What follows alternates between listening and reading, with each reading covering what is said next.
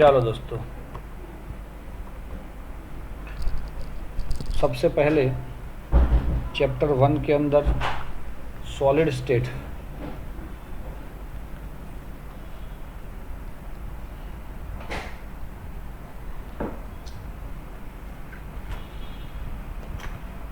उसके अंदर अगर हम देखेंगे तो सबसे पहला टॉपिक भाई अमॉर्फस एंड क्रिस्टलाइन सॉलिड। हाँ दोस्तों, अमॉर्फस एंड क्रिस्टलाइन सॉलिड का है, जिसके लिए उसका डिफरेंस दिख रहा है पेज नंबर 3 पे।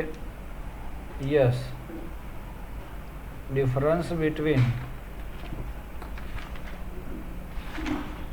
Crystalline and amorphous solid.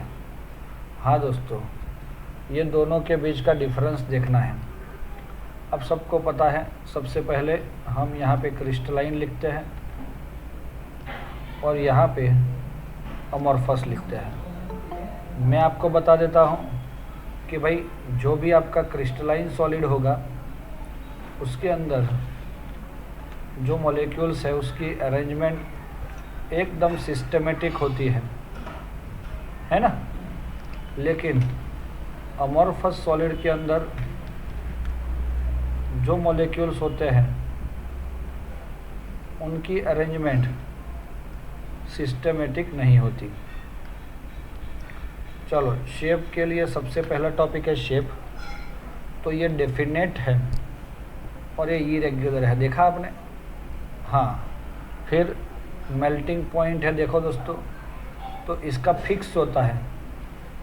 हाँ, और शार्प होता है, क्योंकि और ये जो है वो रेंज में मिलता है। जैसे कि मैं आपको बताता हूँ, अगर आप सोच रहे हैं कि ये एक सॉलिड है, Fe जैसा कोई मेटल है, और उसके अंदर आप मेल्टिंग पॉइंट फाइंड करना चाहते हो, तो गरम करते हो इसको, तो एक टेम्परेचर पे आएगा कि वो तुरंत ही वो लिक्विड बन जाएगा।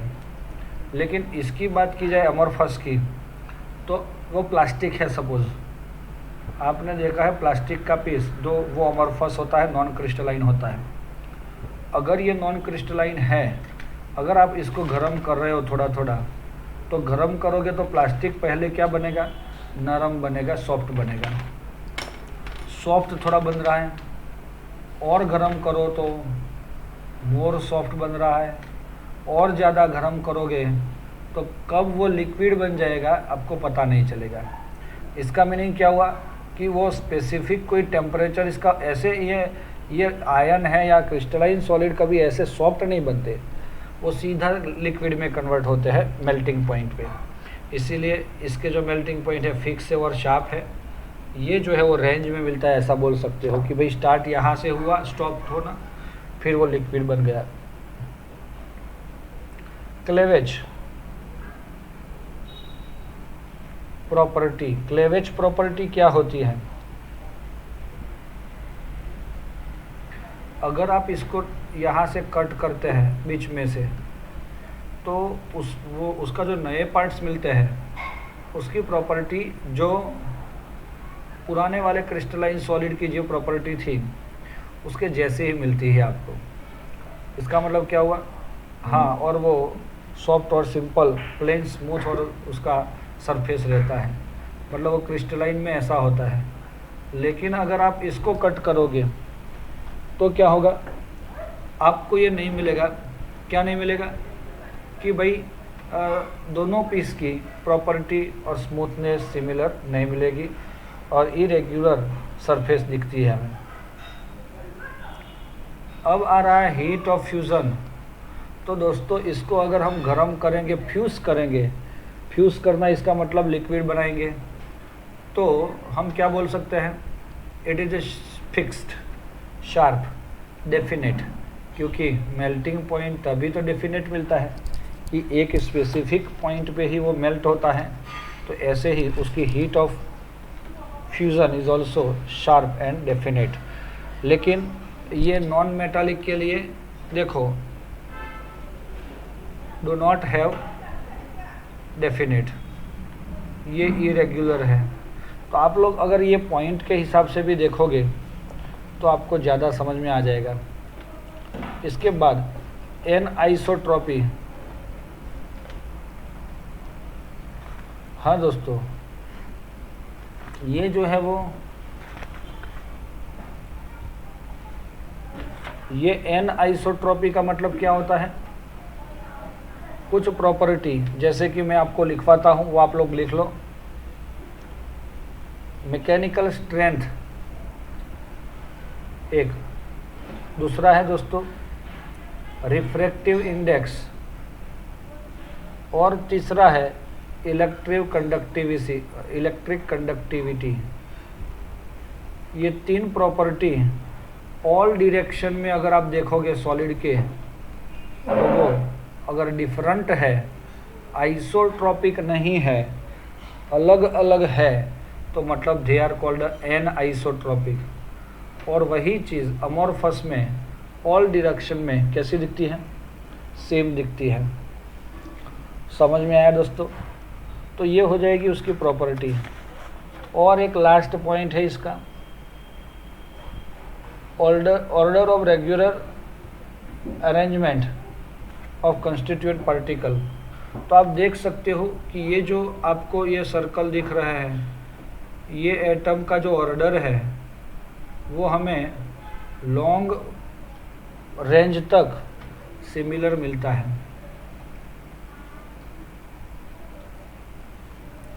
और ये जो है वो शॉर्ट रेंज, ये स्मॉल, थोड़े दूर तक ही ये ऐसे सिमिलर कुछ प्रॉपर्टीज़ मिलती हैं, लेकिन परमानेंटली तो वो क्रिस्टलाइन नहीं होता। तो दोस्तों ये हो जाता है क्रिस्टलाइन और नॉन क्रिस्टलाइन। जैसे इसमें एग्जांपल होते हैं हमारे सॉल्ट्स, मेटल्स, इसमें प्लास्टिक, रबर और रेडी, तो दे आर, और glass also called amorphous solid. चलो रेडी दोस्तों, ये अगर थियरी में आ जाता है तो आपको ऐसे इसके पॉइंट्स लिखने हैं, तो आपको मार्क्स मिल जाएंगे। उसके बाद आता है बेटा क्लासिफिकेशन।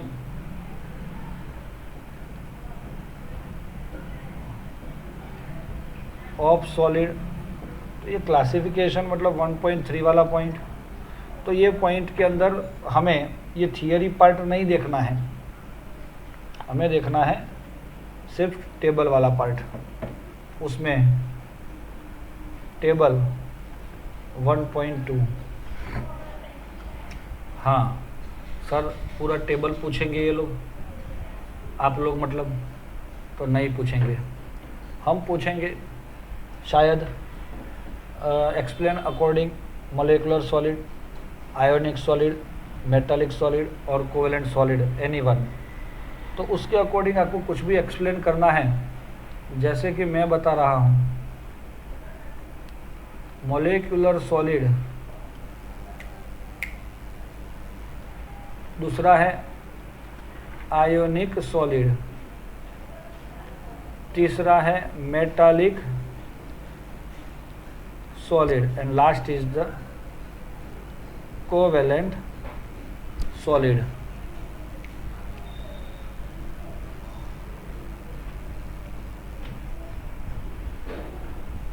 समझ में आया?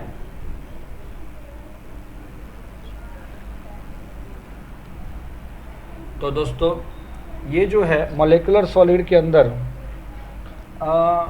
दोस्तों 3 तरह के होते हैं, non polar, polar, hydrogen bond. और इसके एग्जांपल नॉन पोलर के अंदर H2I2, Cl2, CCl4, CO2, ये सब ऐसे है कि जो नॉन पोलर खुद है तो इनका सॉलिड भी नॉन पोलर ही होगा। HCl, HF, SO2 etcetera are example of polar, क्योंकि प्लस डेल्टा और माइनस डेल्टा बन रहा है। हाइड्रोजन बॉन्ड हमें वाटर में मिलता है, तो ये आइस का जो फॉर्मूला है H2O, उसको हाइड्रोजन बॉन्डेड मॉलिक्यूलर सॉलिड बोलेंगे। अब आयोनिक की बात हो जाएगी तो आयोनिक में कौन आएगा, NaCl, MgO, okay, ZnS, these are called ionic solids. हाँ दोस्तों, ये एग्जाम्पल की बात है। मेटालिक में Fe, Cu, Mg, Ag, Zn, या तो आप लोग निकल, क्रोमियम, जो मेटल्स आपके पास है सब ले सकते हो। कोवेलेंट सॉलिड के अंदर मैं बताता हूँ SiC, कार्बोरेंडम। दोस्तों मैं बताऊँ, आपको पूछ रहा हूँ, what is the meaning of Carborundum?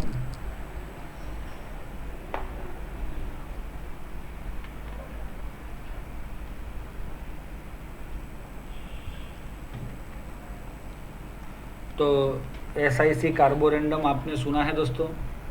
आपने आटा मिल देखा है, आटा मिल के अंदर चक्की में जो स्टोन आता है ना, स्टोन, हाँ, और वो स्टोन दूसरे स्टोन के ऊपर रहता है और वो दोनों घूमते हैं। इसमें से एक घूमता है और एक स्टेबल रहता है, और वो घूमने वाला बहुत नज़दीक होता है, उसके बीच में वो दाना आ जाता है तो उसका आटा बन जाता है। तो ये जो है वो पत्थर होता है, वो आपने सुना है। तो वो पत्थर बना है किस चीज़ से? SiC से। या तो हमें पता है कि ऐसा एक व्हील लेके साइकिल पे आता है और वो क्या करता है कि भाई यस, चाकू है हमारे पास तो उसको धार करनी है, धार पता है ना, शार्पनेस लानी है, तो वो यहाँ पे क्या करता है, घिसता है ऐसे सर्कल पे। तो वो सर्कल भी किस चीज़ से बना है?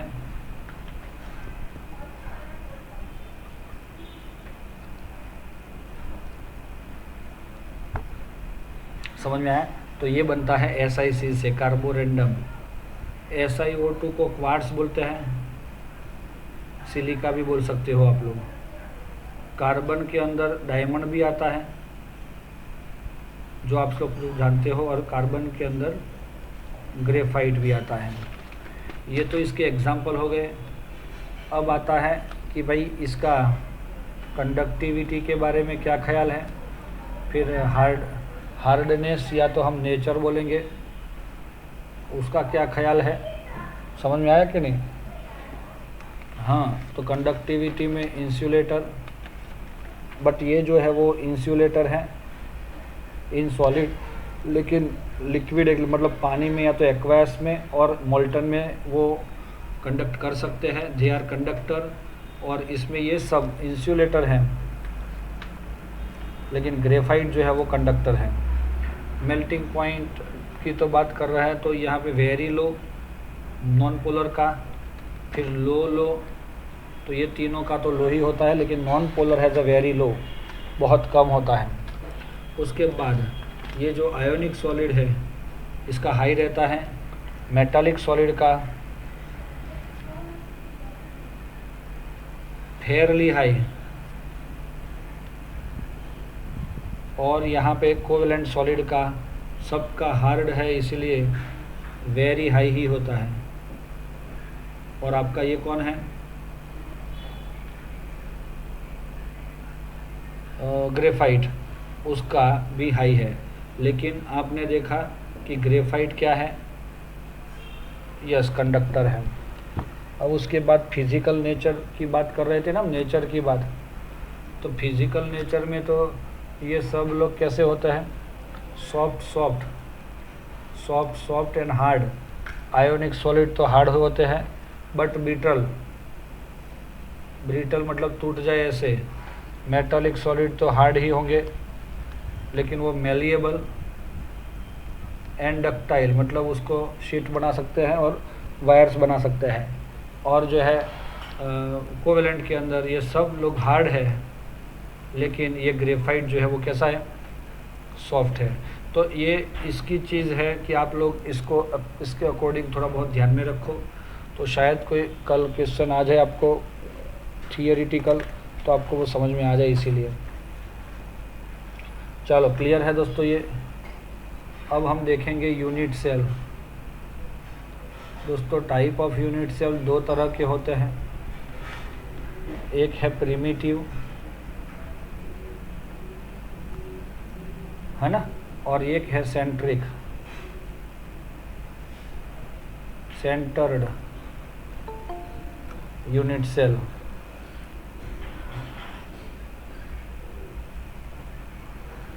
चलो प्रिमिटिव यूनिट सेल और सेंट्रल। सेंट्रल जो होगा उसमें कुछ सेंटर कहाँ पे है वो दिखाना है हमें, तो हम बता रहे हैं आपको BCC, body centre unit cell. दूसरा है दोस्तों फेस सेंटर यूनिट सेल, और लास्ट है एंड सेंटर यूनिट सेल।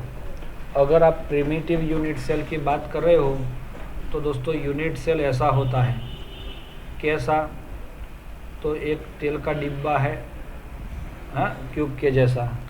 अगर यूनिट सेल के 8 कॉर्नर्स में एक एक एटम होता है तो ऐसे यूनिट सेल को हम सिंपल मतलब क्यूबिक मतलब प्रिमिटिव सिंपल यूनिट सेल बोलेंगे। और इससे जो क्लोज पैकिंग बनता है उसको क्या बोला जाता है, सिंपल क्लोज पैकिंग SCP। और उसका जो नंबर ऑफ एटम्स है वो 8 कॉर्नर पे है, लेकिन हिस्सा इसका 1/8 है। Number of atom present in SCP unit cell is 1। अब दूसरा है बॉडी सेंटर की बात हो रही है यहाँ पे।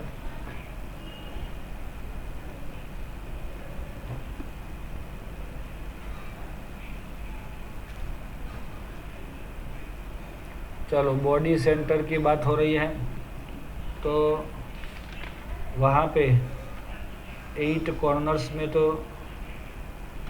ये हो ही रहे, हो गए ना। बाकी कहाँ पे है 8 कॉर्नर्स पे 8, लेकिन बॉडी के सेंटर में 1। तो बॉडी का सेंटर कैसे पता चलेगा, ऐसे अगर हम सामने वाले सारे कॉर्नर्स को जोड़ देंगे तो बीच में एक पॉइंट मिलेगा। इसीलिए अगर नंबर ऑफ एटम कोई पूछ रहा है तो 8 कॉर्नर पे और बॉडी के सेंटर में 1, मतलब वो किसी के साथ उसका शेयरिंग नहीं होता। So number of atoms are 2 in body centre. Face centre unit cell के अंदर आप देखोगे तो यहाँ पे एक यूनिट सेल दिखा रहे हैं हम। फेस का सेंटर मतलब फेस मीन्स बाजुए, साइड्स। ये क्या है दोस्तों, हाँ, this is the 8 atom in the 8 corner of the unit cell and another atom 6 atoms are present in the center of the all 6 sides. So we can say 8 into 1/8 तो है ही, लेकिन total sides कितनी होती है unit cell की 6, और इसमें हिस्सा कितना होता है 1/2। तो उसके अकॉर्डिंग 1 + 3 = 4 हमें मिल जाते हैं। उसके बाद आता है end centre.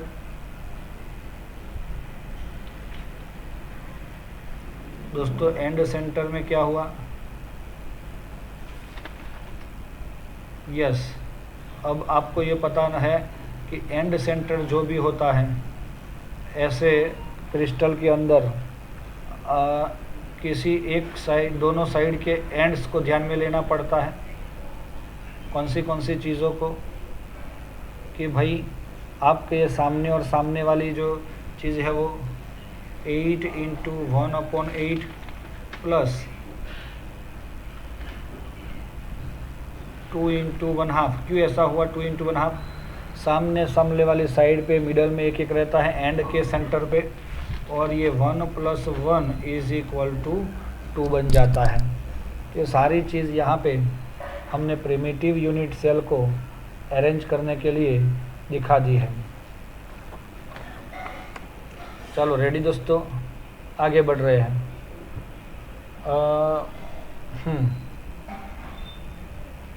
Possible variation as a central unit cell. अब आप देख सकते हो टेबल 1.3 दोस्तों इसको तो हमें याद ही रखना है। ऐसा कौन सा सेल है जिसमें A बराबर B बराबर C है, एक क्वेश्चन। दूसरा क्वेश्चन, ऐसा कौन सा यूनिट सेल है जिसमें ये is not equal to B is not equal to C है। सबके आंसर अगर आप काउंट कर लोगे, ऐसा कौन सा है unit cell A is equal to B is equal to alpha is equal to beta is equal to gamma is equal to 90 degree है। तो ये ऐसे वाले जो है वो अगर आप अच्छे से रिमाइंड कर लोगे तो आपको सारी चीज़ घर पे बैठे बैठे समझ में आ जाएगी। ऐसा कौन सा है कि जिसके अंदर A is not equal to B is not equal to C है।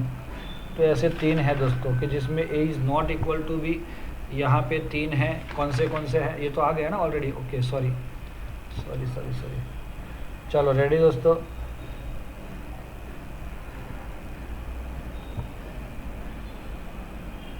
अब क्या है इसके अंदर फिफ्थ में, A is not equal to B is not equal to C and alpha is equal to beta is equal to gamma is equal to 90। तो ये सब ऐसा किस में है? ये भी सही नहीं है और ये भी 90 नहीं है वो। तो समझ में आया? A equal to B equal to C and alpha equal to beta equal to gamma is equal to 90 है। ऐसा भी कोई है ना? तो ऐसा कर करके आप क्या करते हो कि भाई ऐसे याद रख सकते हो। अब क्यूबिक के अंदर टोटल वेरिएबल कौन से हैं? क्यूबिक में 3 हैं, primitive, body and face. Trigonal के अंदर देखो तो primitive and body centre. Orthorhombic में 4, एक ही ऐसा है जिसमें 4 हैं। तो दोस्तों समझ में आ रहा है? ऑल पॉसिबल वेरिएशन किस में है? समझ में आया? तो that is orthorhombic. Only primitive किस में है? Only primitive. तो ऐसे 3 है देखो, हेक्सागोनल, रोम्बोहेड्रल एंड ट्राइक्लिनिक। ये तीनों के अंदर हमें ओनली प्रिमिटिव मिल रहा है। उसके बाद भी अगर देखेंगे हम कि भाई 3 वाला कौन है, तो आपका ये है और 2 वाले 2 है। तो समझ रहे हो? ऐसे अगर करोगे तो इजीली आपको ये पूरा टेबल याद रह जाएगा। और ये टेबल आता है MCQ के लिए। रेडी बेटा? फिगर्स के अकॉर्डिंग हमने कुछ उसके नॉर्मल एग्जांपल दिए हैं कि अगर क्यूबिक को क्या बोला जाता है तो सिंपल क्यूब, फिर टेट्रागोनल को ऑयल कैन, और फिर ऑर्थोरोम्बिक को CPU बोला है हमने, और रोम्बोहेड्रल को बेंट क्यूब बोला है। मोनोक्लिनिक और ट्राइक्लिनिक जो होता है उसको हमने बेंट CPU बोला है। तो ऐसा करके आप उसको ट्राइक्लिनिक वगैरह को याद रख सकते हो। क्लियर है दोस्तों? हाँ, ध्यान में रखना होगा आपको। आगे देखते हैं, number of atom in unit cell 1.5 वाला टॉपिक। तो मैंने जो बता दिया वही है चीज़। ये तो कुछ ज़्यादा नहीं है, इसीलिए हम इसको एक्सप्लेन नहीं कर रहे हैं।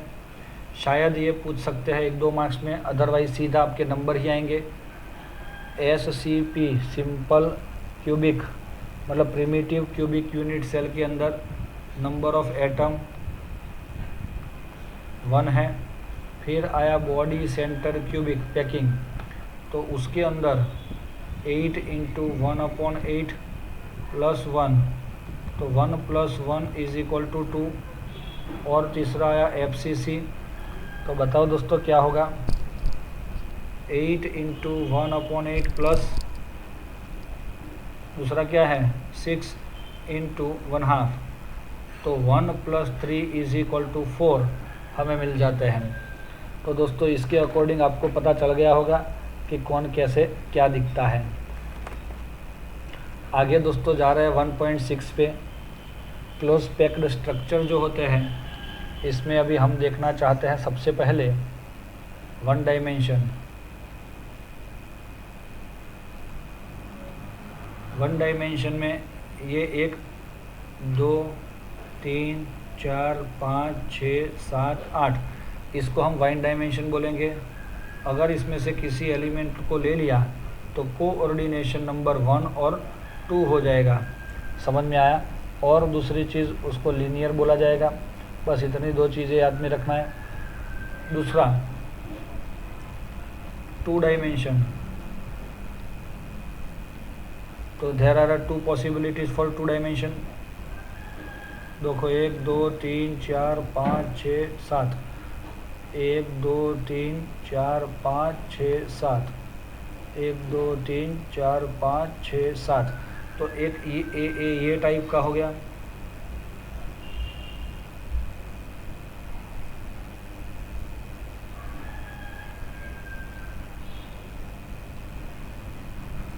ये थोड़ा अलग हो गया दोस्तों। ये है ए एंड ए टाइप का स्ट्रक्चर है, उसको हम बोलेंगे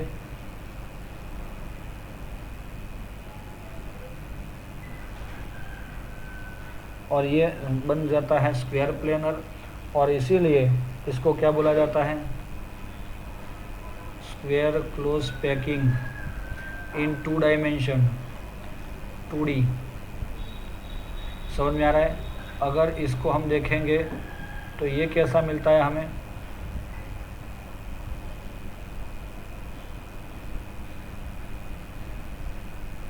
तो दोस्तों ये बी टाइप का जो बना उसको क्या बोला जाता है? Hexagonal close packing in 2D। दूसरी चीज़ कि यहाँ पे ए बी टाइप हुआ, इसका कोऑर्डिनेशन नंबर 4 हुआ, इसका कोऑर्डिनेशन नंबर 6 हुआ। समझ में आ रहा है? अब हमें क्या करना है दोस्तों? बस इतनी चीज़ें आप लोग लिखोगे बहुत हो गया दोस्तों, सब में इतना ही आता है। अब 3 डायमेंशन क्लोज पैकिंग देखना है हमें, तो पहला वाला ए वाले को ले लेते हैं हम, इसी के ही ऊपर के ऊपर रखते हैं। देखो 1 2, इसी के ही एग्जैक्ट ऊपर रखी है पूरी लाइन। तो अब 3D आ गया ना। सोचो दोस्तों, दूसरी लेयर, तीसरी लेयर, चौथी लेयर, तो ये सेम ही आएगा। तो 3D के लिए उसमें बन रहा है ए टाइप स्ट्रक्चर अरेंजमेंट बन रहा है। और दूसरा चीज़ कि उसके अंदर जो मिडल में जो एलिमेंट है वो ऐसे एक ऊपर और एक नीचे और एक पीछे और एक आगे और सामने, ऐसे करके टोटल 6 एलिमेंट के साथ जुड़ा है। जैसे अभी देख सकते हो कि ये वाला 1 2 3 4 के साथ तो जुड़ा है, लेकिन इसके ऊपर वाला भी होगा और उसके नीचे वाले के भी साथ होगा। इसीलिए उस टाइम उसका कोऑर्डिनेशन नंबर कितना हो जाएगा? 6 हो जाएगा। और ये सिंपल क्यूबिक क्लोज पैकिंग जैसा स्ट्रक्चर हमें दिख रहा है, तो ये हमें मिल रहा है प्रिमिटिव क्यूबिक सेल में मिलता है। किस में मिलता है? Primitive cubic cell.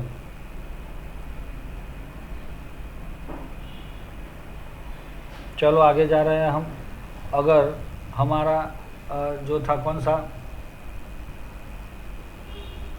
हाँ,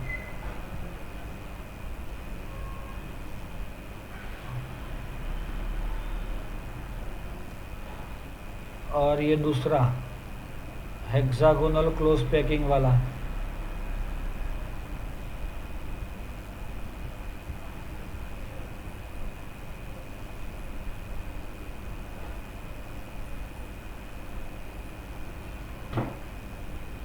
तो आप देख सकते हो this is a structure A B.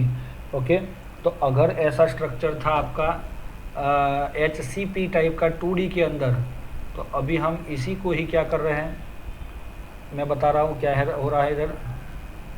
दोस्तों एक चीज़ बता देता हूँ मैं, ये 3 गोलों से यहाँ पे जो वॉइड होता है उसको क्या बोला जाता है? Trigonal void. अगर वो ट्राइगोनल वॉइड के ऊपर ही आप एक तीसरा गोला रख दोगे, तीसरा नहीं बोल सकते, इसको चौथा बोल सकते हैं। जैसे कि इसी के ऊपर ही मैंने ऐसे रख दिया, तो ये नीचे से आपको कुछ वॉइड जैसा दिखेगा, that is called the tetrahedral void. उसको क्या बोलोगे? Tetrahedral void. समझ में आ रहा है? और ऐसे ही तीसरा भी एक चीज़ बता देता हूँ, अगर आपने ये ट्राइगोनल आपका वॉइड बन रहा है और उसके ऊपर ही आप क्या कर रहे हो, हाँ, 3 और गोले ऐसे आ जाते हैं,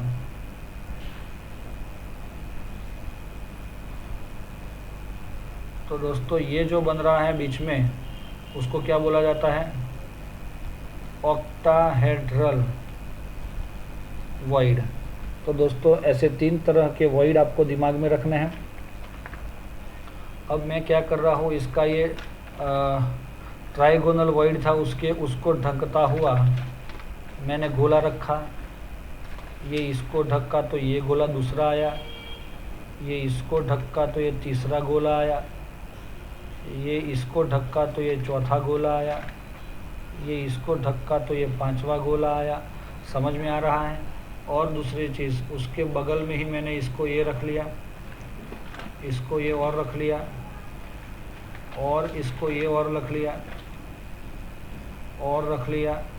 तो समझ में आ रहा है दोस्तों? यहाँ पे आपको मैं बताना चाहता हूँ कि जब मैंने ये गोला यहाँ पे रखा है तो ये बन गया टी, अंदर नीचे से दिख रहा है हमें, ये भी टी, तो ये पूरी जो लाइन दिख रही है हमें वो टी वाली होगी। और यहाँ पे ये जो बना है ये, यहाँ पे ये वाला ये, तो ये कौन सा वॉइड बना? तो अगर मैं आपको बताऊँ,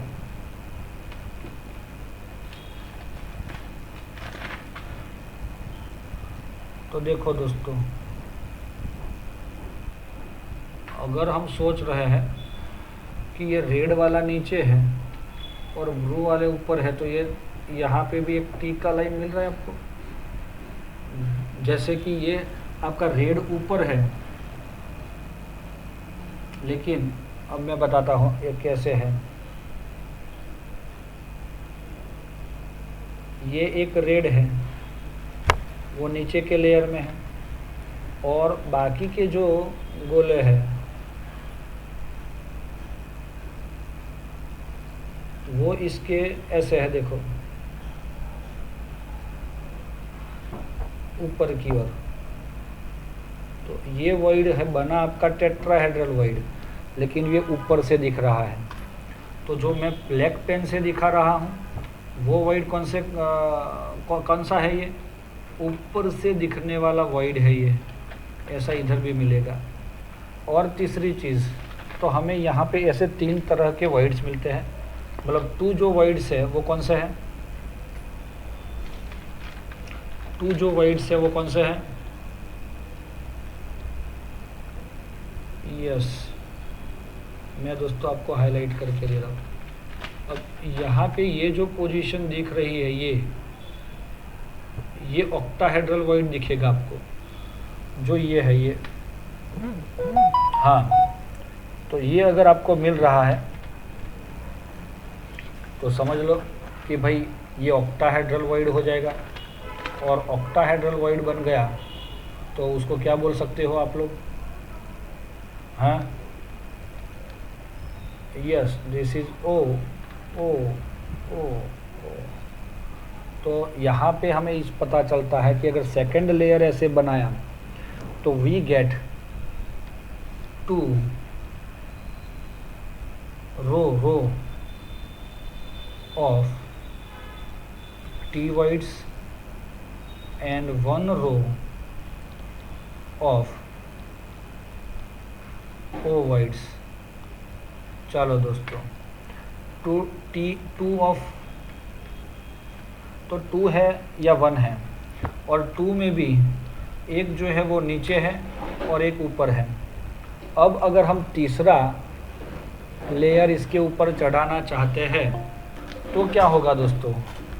अगर हम इसके ऊपर तीसरा लेयर चढ़ाना चाहते हैं तो अब हम 2 तरह से उसको कवर कर सकते हैं।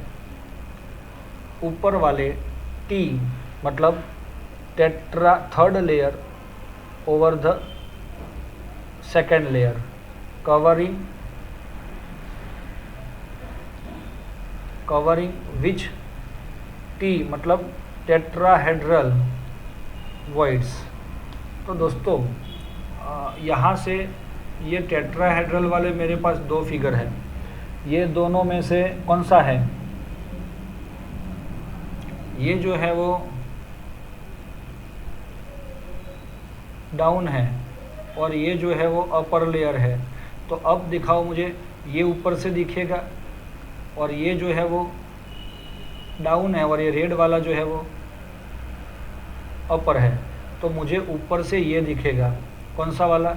ये टी वाला। और अगर ये दिख रहा है तो हम बोल सकते हैं कि इसी को ही हम ढकेंगे।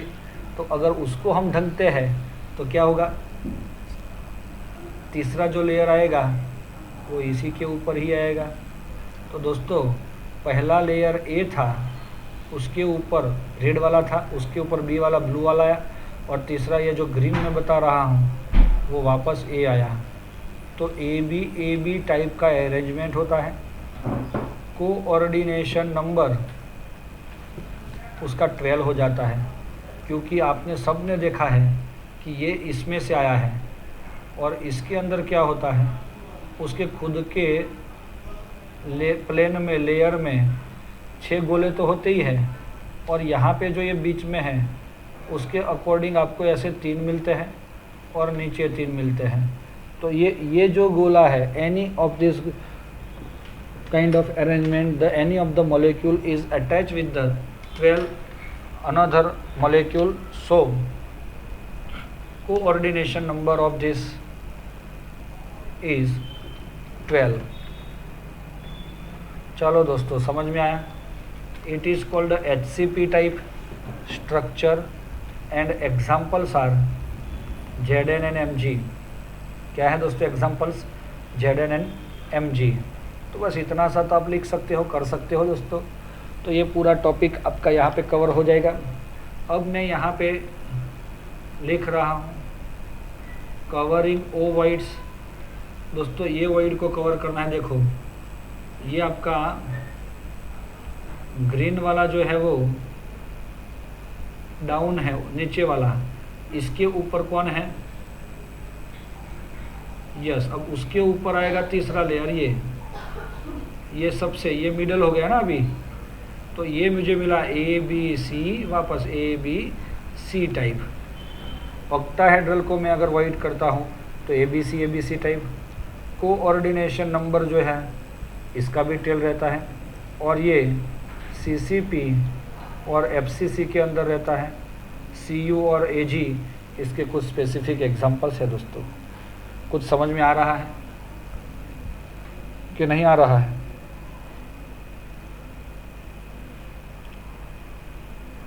तो बेटा इसको ऐसे आपको समझना होगा और उसके अकॉर्डिंग थोड़ा बहुत लिखना होगा, तो ही मैं आपको मार्क्स दे सकता हूँ, वरना नहीं दे सकता ना। फिर देखो एग्जाम्पल नंबर 1.1 कैसे उसको सॉल्व किया जाता है। A compound is form by the 2 element. एक कंपाउंड बना है 2 एलिमेंट से। कौन से? X and Y. Atom of the element Y anion है, नेगेटिव है और ये पॉजिटिव है। Atom of anion Y makes CCP।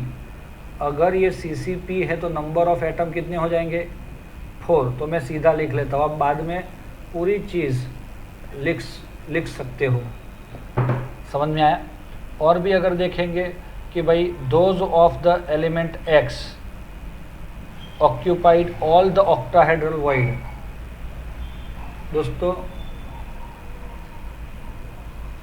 आपको पता है CCP में नंबर ऑफ एटम कितने? हाँ, हमने आगे वाली थियरी में ऐसा समझ में आ गया होगा। पेज नंबर 17 पे देखो, let us the number of close packed sphere. तो नंबर ऑफ स्फीयर कितने हैं? Is equal to n, and number of octahedral void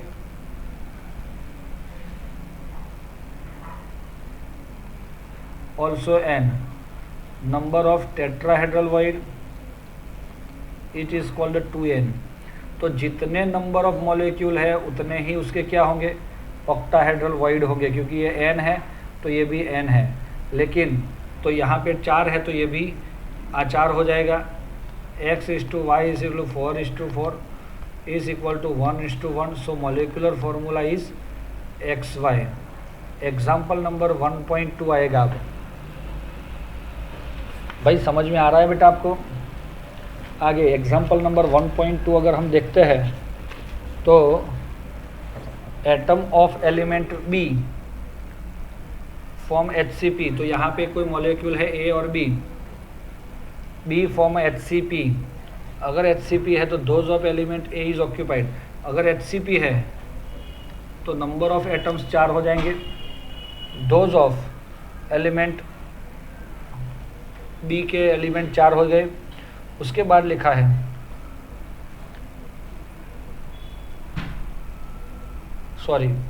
atom of element B form HCP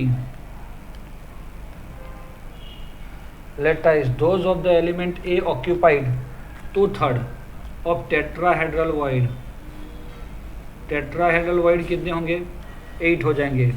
उसका 2/3 पार्ट जो है वो कौन ऑक्यूपाइड करता है, A। इसीलिए हम इसको ऐसे मल्टीप्लाई कर सकते हैं। तो 8 2 जा 16 और ये 3 multiply with 4 it is 12। 16:12 4:3। So molecular formula will be A for B3। Clear है बेटा? आगे जा रहे हैं।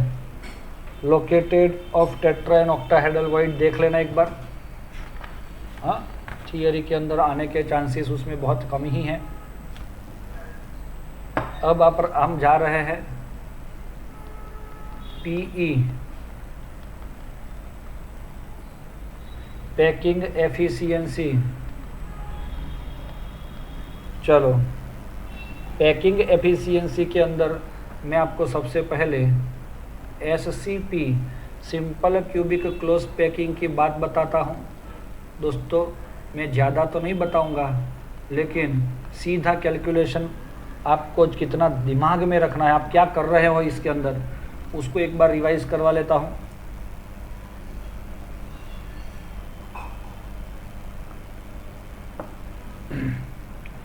उसमें ऐसा होता है कि भाई वॉल्यूम ऑफ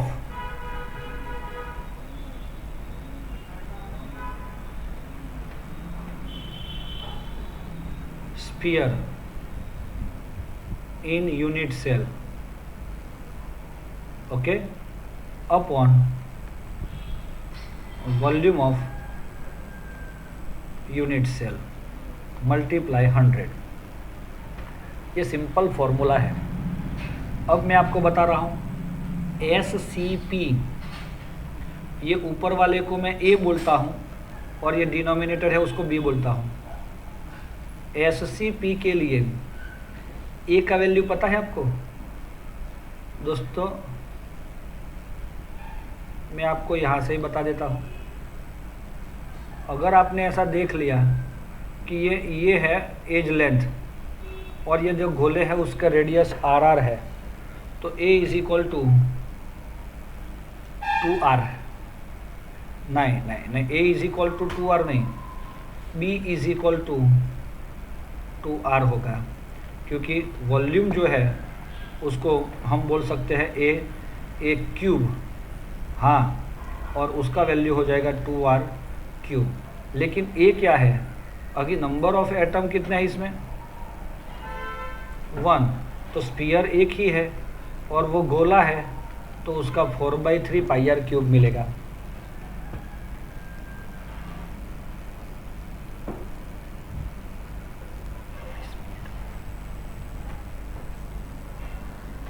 समझ में आया? तो इसके अकॉर्डिंग हमें ये कितना मिल जाता है?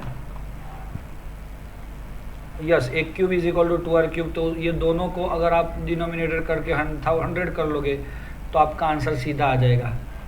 ऐसे ही BCC की बात कर रहा हूँ, तो BCC के अंदर नंबर ऑफ एटम क्या है 2 और उसका 4/3 पाई आर क्यूब हो जाएगा upon 4/√3 r, it is the value of ए।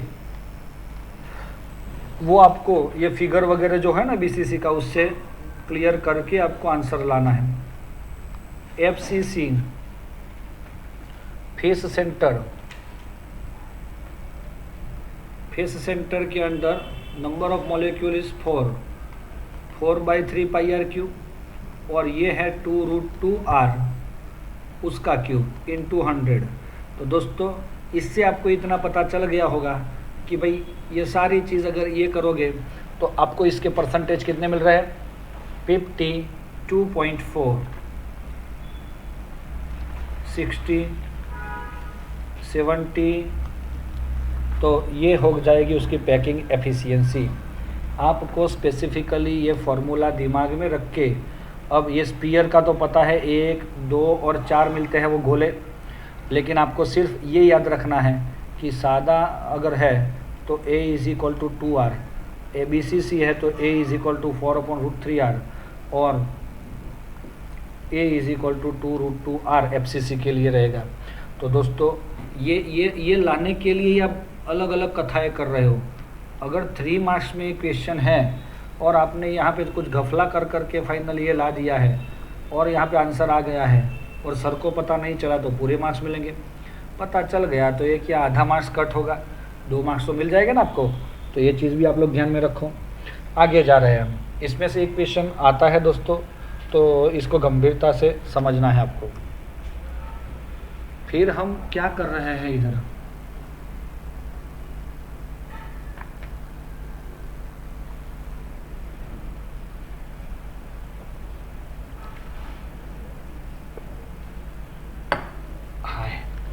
चलो कैलकुलेशन। हाँ, डेंसिटी ऑफ यूनिट सेल। दोस्तों डेंसिटी ऑफ यूनिट सेल अगर हमें फॉर्मूला देखना है तो D = Z into capital M upon Na into A cube. Z = number of atoms. हाँ, जो SCP होगा तो 1, BCC होगा तो 2, FCC HCP CCP होगा तो 4। चलो M मीन्स व्हाट, एटम होगा तो एटॉमिक मास, मॉलिक्यूलर होगा तो मॉलिक्यूलर मास, ग्राम पर मोल में आएगा वो।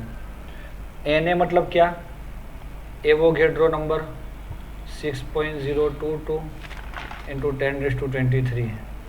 A = what, length of edge, है ना। तो एज का लेंथ किस में होगा, सेंटीमीटर में। तो और D क्या होगा, D है डेंसिटी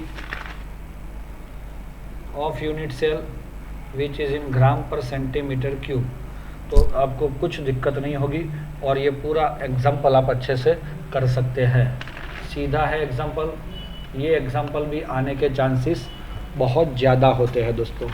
तो ये फॉर्मूला ही मुझे आपको बताना था, समझाना था, कुछ भी करके remember this formula.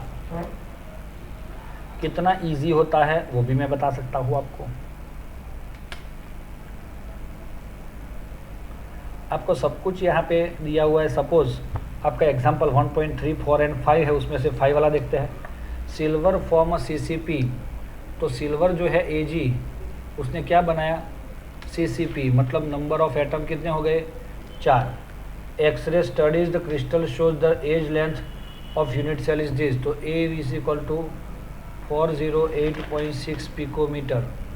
Then calculate the density, D = dash and atomic mass is equal to 107.9 U।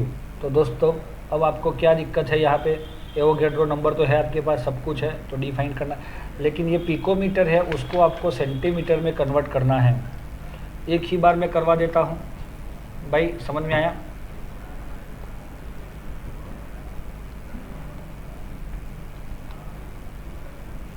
आपने कभी ऐसा अगर किया है, नहीं किया है तो भी आपने कोई प्रॉब्लम नहीं है, लेकिन जब भी आपको ऐसे एक यूनिट में से दूसरे यूनिट में जाना है तो क्या करना पड़ेगा, 4086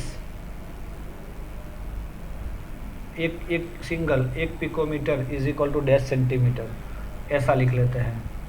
1 × 10⁻² 12 metre is equal to 10⁻² metre हो जाएगा। यहाँ पे सेंटीमीटर को भी मीटर में कन्वर्ट किया और पिकोमीटर को भी मीटर में कन्वर्ट किया, तो सो इक्वल टू 10⁻² अपॉन 10⁻12, तो कितना हो जाएगा 10⁻10 वाट।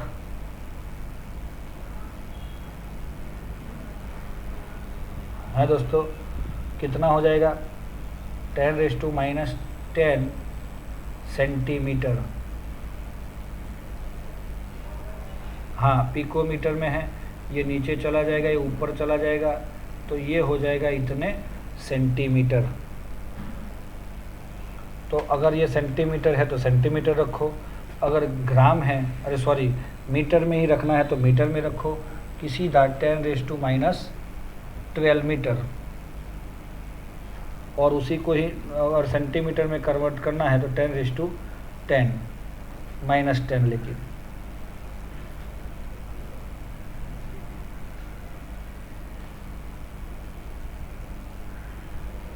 -12 अपॉन 2 इज इक्वल टू 10⁻10। तो ऐसे कर सकते हैं हम। तो उसके अकॉर्डिंग अगर सेंटीमीटर होगा तो सीधा आंसर आपका ग्राम पर सेंटीमीटर क्यूब में ही आ जाएगा। तो ये चीज़ भी आप लोग ध्यान में रख लो, क्योंकि यहाँ पे आपने देखा कि मॉलिक्यूलर मास की जगह 10⁻³ लिया है। देखो ये बहुत बड़ा दिक्कत वाला काम है, क्योंकि 10⁻³ लिया, क्योंकि केजी में उसको करना था, तो ये सब नहीं करना पड़े, इसीलिए सेंटीमीटर में ही ले लिया करो। ओके दोस्तों, इसके एग्जांपल्स देख लेना अच्छे से, इम्पोर्टेंट टॉपिक सही है। फिर आता है इम्परफेक्शन सॉलिड। अच्छा, ये सॉलिड के अंदर इम्परफेक्शन होता है, उसमें दो ही सबसे ज़्यादा है इम्पोर्टेंट, अगर बोलेंगे फ्रैंकल एंड शॉटकी।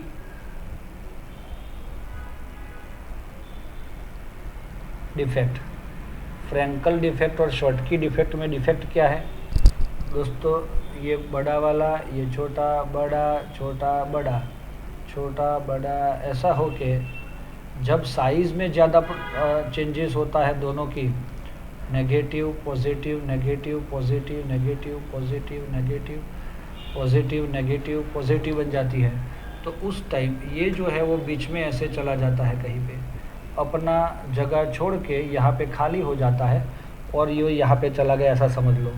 तो दोस्तों क्या हुआ, this is the one kind of yes defect, और वो इंटरस्टेशियल डिफेक्ट भी बोली जाती है, और उस दूसरा भी वर्ड है उसके लिए, वैकेंट डिफेक्ट भी बोली जाती है। कौन सी, वैकेंट। तो वैकेंट, इंटरस्टेशियल डिफेक्ट, और भी हम डिसलोकेशन डिफेक्ट भी बोल सकते हैं। दूसरी चीज़ डेंसिटी में क्या होगा, डेंसिटी कांस्टेंट, और भी एक चीज़ है कोऑर्डिनेशन नंबर लेस, और example AG family, AGBR, AGCL, AGI and ZNS, उसमें AGBR दोनों में होता है। शॉर्ट की के अंदर क्या हुआ, ऑलमोस्ट सेम साइज़ के जो पार्टिकल थे उसमें से plus minus plus minus plus minus plus minus plus, अगर हम सोचते हैं कि ऐसा ही था और इसमें से एक प्लस निकल गया और एक माइनस निकल गया, तो यहाँ से निकल जाना मतलब आयन रिमूव हो जाते हैं, तो दैट इज़ कॉल्ड शॉर्ट की डिफेक्ट, और इसको हम क्या बोल सकते हैं, yes it is also called vacancy defect. दूसरी चीज़ कि डेंसिटी जो है वो डिक्रीज़ होती है, और दूसरी चीज़ कोऑर्डिनेशन नंबर इनका क्या है, ज़्यादा होता है। और एक चीज़ है, एग्जाम्पल की बात करेंगे, NaCl, CSCl, NaCl, KCl, CaCl and AgBr, these are the example of Schottky defect. तो दोस्तों 2 मार्क्स या 3 मार्क्स तक है तो आप ऐसा लिख सकते हो। Schottky के लिए बोला है अगर आपके पास 1 सेंटीमीटर क्यूब NaCl है 1 सेंटीमीटर क्यूब, तो उसके अंदर आयन कितने होते हैं पता है? 10⁻22 ions are present in it. और उस दूसरी चीज़ every 10⁻16 ion 1 Schottky defect is observe. हाँ, ये भी आपको ध्यान में रखना है। और यहाँ पे क्या लिखा है? पर सेंटीमीटर क्यूब में इतने आयन से और 10⁻6 Schottky डिफेक्ट है। ये MCQ बन सकता है। फिर आती है आपकी इम्प्यूरिटी डिफेक्ट। आपको हमने बताया था कि NaCl होता है वो मोल्टन स्टेट में होता है, plus minus plus minus plus minus plus minus. जब उसको हम क्रिस्टलाइज करते हैं तो उसको अच्छे से अरेंजमेंट होके प्लस माइनस अरेंज हो जाता है। लेकिन अगर इसके अंदर लिक्विड फॉर्म में ही SrCl2 ऐड किया जाए तो इट गिव्स Sr+2। तो अगर यहाँ पे +2 आता है तो ये एक जगह खाली बच जाती है। तो Na को रिमूव कर दिया इसने और उसकी जगह ले ली, तो यहाँ पे एक तरह से वैकेंसी भी हुई। और एक इम्प्योरिटी में ये 2 लिखा ना, इसका मतलब है Sr+2 आया। बाकी ये सब कौन थे? Na+ एंड Cl- थे। तो ये हो जाती है इम्प्योरिटी ऐड की, इसीलिए हुआ। CdCl2 के को हम AgCl के अंदर डालेंगे तो Cd+2 is substitute bye Ag। समझ में आ रहा है? और इम्प्योरिटी डिफेक्ट हो जाती है। नॉन स्टॉइकियोमेट्री मेटल एक्सेस होगी दोस्तों। मेटल एक्सेस के लिए हमें एक चीज़ पता होनी चाहिए कि यहाँ पे NaCl है मेरे पास, है ना, plus minus plus minus plus minus plus minus plus minus plus minus. तो ऐसा अगर आप सोच रहे हो तो अगर इसको हम हीट कर रहे हैं in the vapour of sodium, तो sodium metal is deposited over the surface of this crystal. तो ये सॉलिड था तब तक। अब क्या हुआ? यहाँ से जो ये नेगेटिव आयन है it transfer toward the surface of the solid and it is a negative, so Na wants to attach with this Cl-, so it become the positive, and this electron which is removed from this sodium is located at the position of who?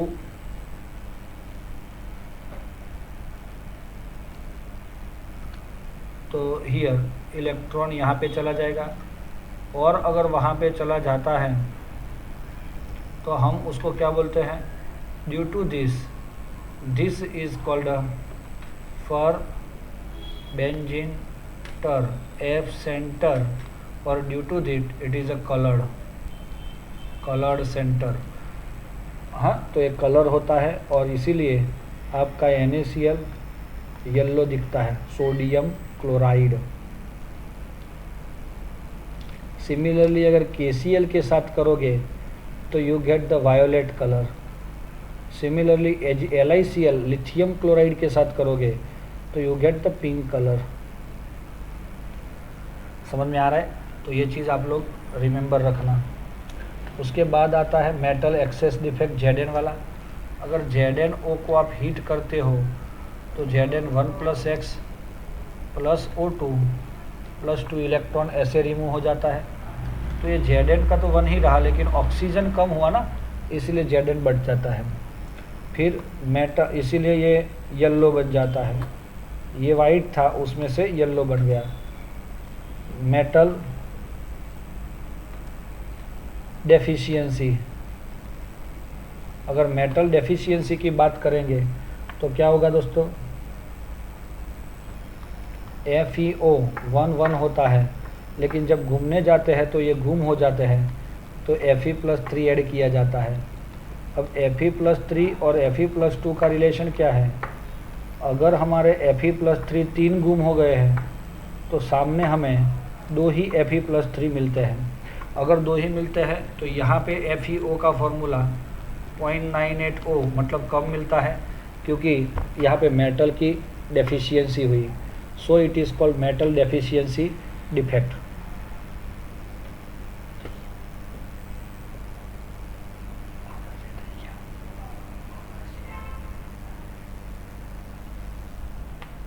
Okay दोस्तों, समझ में आया? Electrical property भगवान की मेहरबानी से पूरी neglect हो गई है, वो तो पता है ना आपको, और मैग्नेटिक प्रॉपर्टी भी निकल गई है, तो उसको हम नहीं करेंगे, इसमें से क्वेश्चन भी नहीं आएगा। दूसरा चैप्टर हम देख लेते हैं थोड़ा बहुत। चैप्टर 2 सॉल्यूशन, देखा है सॉल्यूशन? उसमें है 2.1। दोस्तों, टाइप ऑफ सॉल्यूशन के अंदर सॉलिड, लिक्विड और गैस, ये 3 तरह के आपने क्या लिए हैं? Solvent, solvent, solvent. यहाँ पे solid, liquid, gas, solid, liquid, gas, solid, liquid और गैस। तो अगर ये सॉलिड और सॉलिड बन जाएगा तो आपको तो शायद पता ही होगा इसका एग्जांपल क्या हो जाता है दोस्तों। यह Cu जब ऐड किया जाता है Au में, लिक्विड अगर आपने सॉलिड में डाला है तो मर्क्यूरी है सोडियम में या तो जिंक में, गैस को इसमें डाला है तो H2 in Pd। तो ये एग्जांपल है। सॉलिड को लिक्विड में डाला तो शुगर ले सकते हो, शुगर प्लस वाटर। लिक्विड को लिक्विड में डाला मतलब अल्कोहल टू वाटर। गैस को soda water. Solid in gas, तो सॉलिड जब गैस में होता है ज़्यादातर तो कपूर कैम्फर जो है वो कैम्फर इन एयर। लिक्विड जो है उसके लिए आप क्या करोगे? उसके लिए एग्जांपल के लिए क्लोरोफॉर्म विथ नाइट्रोजन, और ये हो जाता है एयर लास्ट वाला। तो दोस्तों ये टाइप हो गए, type of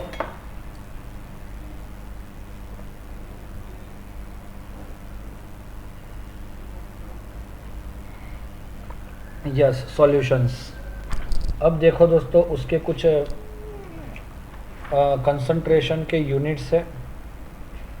percentage W/W, percentage W/V, percentage V/V, parts पर मिलियन, मोल फ्रैक्शन, और कौन है? Molarity, molality.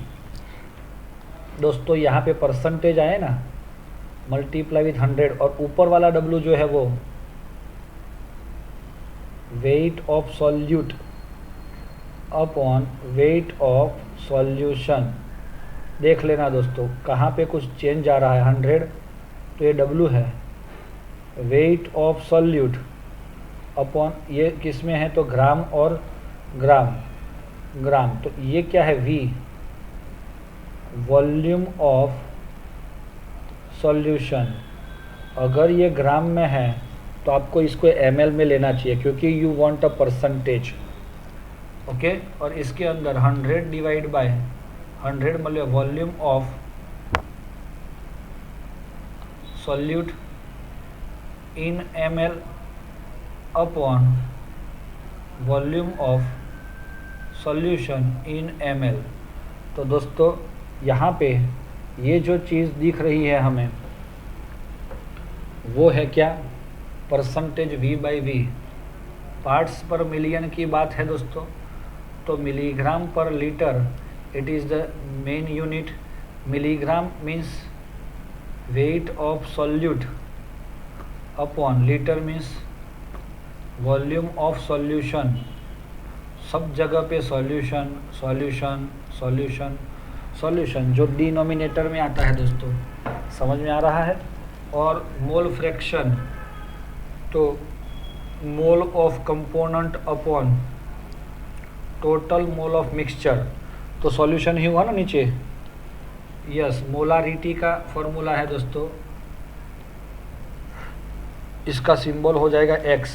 Capital M is equal to mole upon litre, तो mole of solute upon volume of solution. ऐसे ही मोलालिटी आई तो स्मॉल m लिखेंगे, mole upon kg, तो ये तो सॉल्यूट ही है, लेकिन ये kg जो है वो सॉल्वेंट है। यहाँ तक हमने जितने भी फॉर्मूला देखे हैं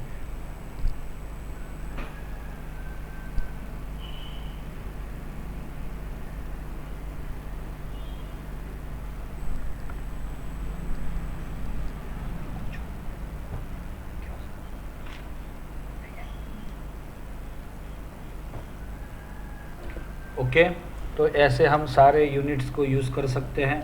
mole fraction of A plus mole fraction of B is equal to always 1 होता है दोस्तों। ये भी चीज़ आप लोग अच्छे से ध्यान में रखना। क्लियर है, समझ में आ रहा है दोस्तों। और एग्जांपल्स जो है वो आप अच्छे से खुद कर सकते हो, इसी फॉर्मूला के तहत आप लोग करना है बेटा। तो फॉर्मूला समझ में आया। सॉल्यूट और सॉल्वेंट, सॉल्वेंट तो सिर्फ एक में ही आया, ये मोलालिटी, बाकी सब में सॉल्यूशन ही है डिनोमिनेटर में। हाँ, ये मोल था तो मोल को क्या किया, मास अपॉन मॉलिक्यूलर मास कर लो, तो आपका वो फॉर्मूला मिल जाएगा।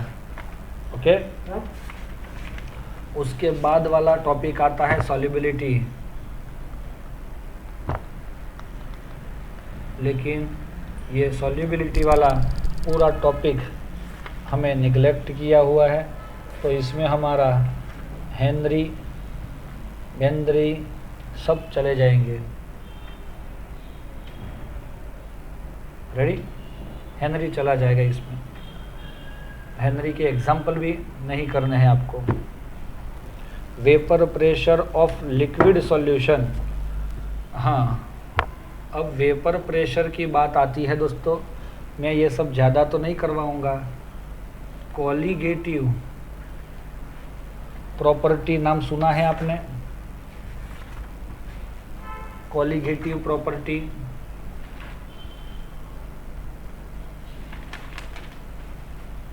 तो वो मैं बताता हूँ। Vapour pressure decrease, boiling point increase, freezing point decrease और ऑस्मोटिक प्रेशर चेंज। दोस्तों, ये कॉलिगेटिव प्रॉपर्टी है आपकी। उसमें वेपर प्रेशर के लिए हमने एक चीज़ बताई थी, non volatile solute dissolve in volatile solvent, तो उसका formula P10 minus P1 upon P10 is equal to X2, जो हमें याद रखना चाहिए, याद रखना चाहिए। दूसरी भी चीज़ है, बोथ आर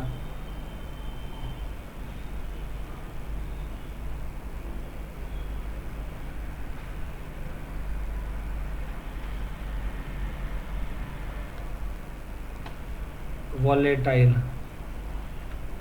तो उसके लिए P टोटल आता है।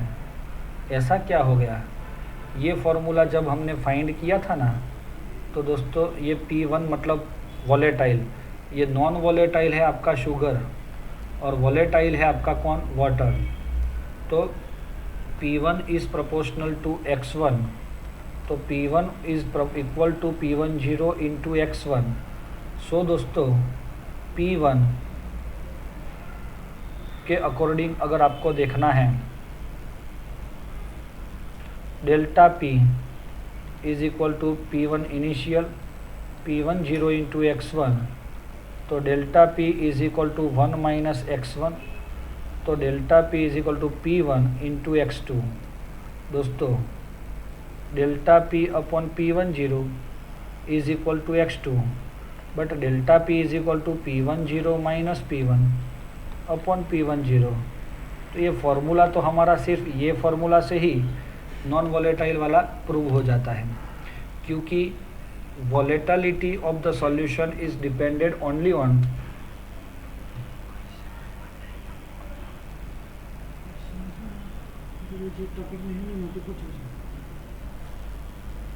is depend upon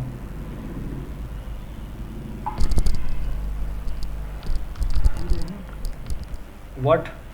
Yes, is depend upon this both।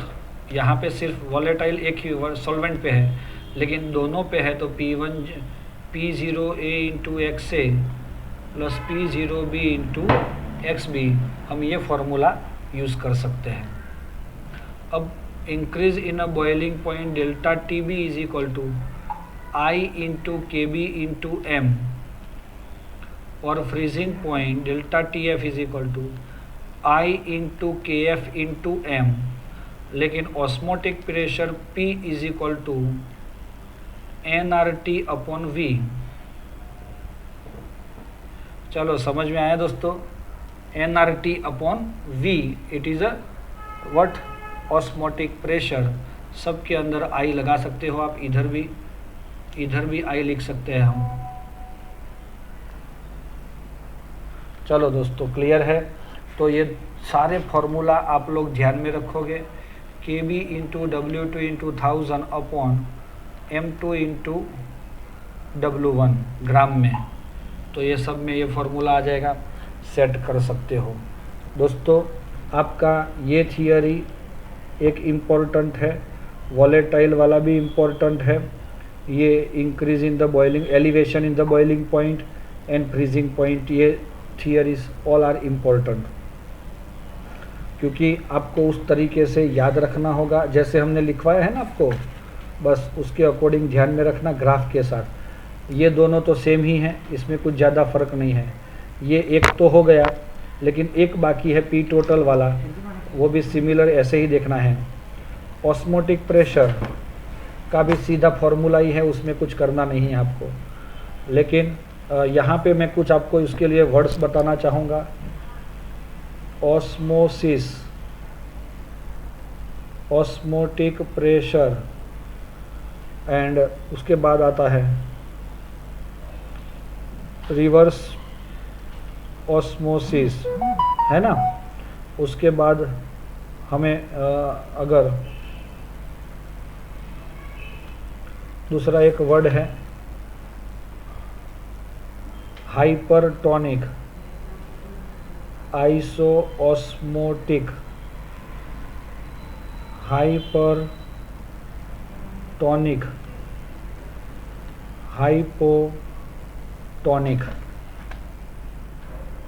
चलो यहाँ पे मैं आपको बता रहा हूँ,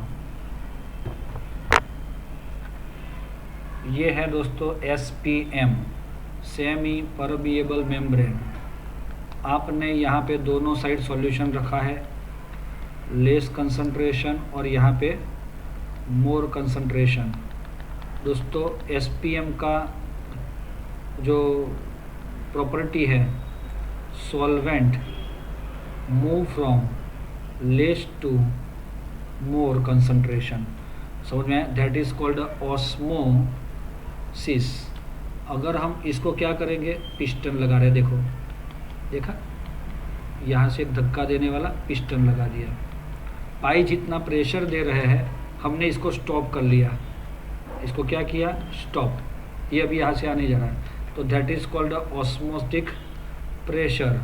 अब पाई से ग्रेटर देन भी पाई, अगर हम उसको प्रेशर देंगे यहाँ से और ज़्यादा तो ये रिवर्स जाएगा. Solvent can move from higher concentration to lower concentration, that is called reverse osmosis. अब मैं बता रहा हूँ, आपने ब्लड देखा है हीमोग्लोबिन वाला, ब्लड के अंदर ब्लड फ्लूइड और 0.9% W/V NaCl, they are iso-osmotic with each other.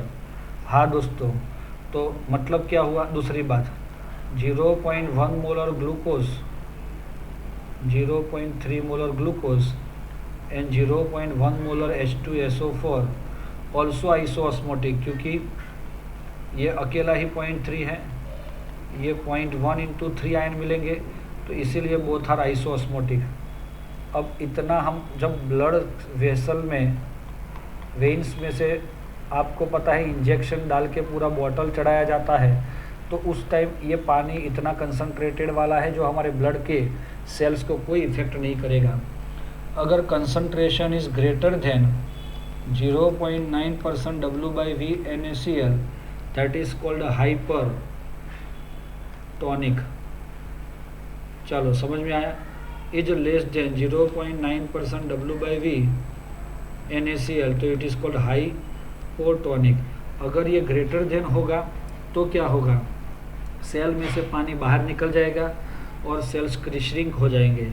अगर लेस देन है तो क्या होगा? उसका कंसंट्रेशन कम है तो उसमें से पानी सेल में जाएगा, सेल फूलेंगे और फट जाएंगे. तो ये प्रॉब्लम होता है हाइपो और हाइपरटोनिक के अंदर. दोस्तों मेरे ख्याल से आपको समझ में आ गया है. आइडियल और नॉन आइडियल वाला टॉपिक कैंसल.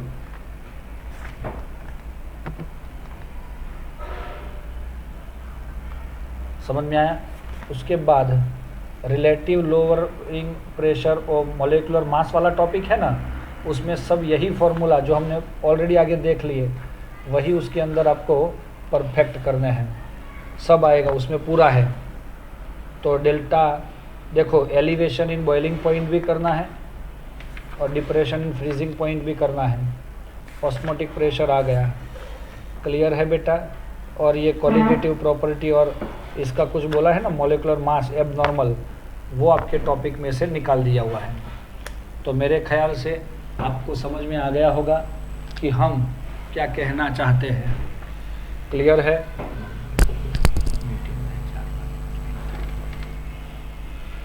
रेडी बेटा. तो हम यहाँ पे इसको स्टॉप कर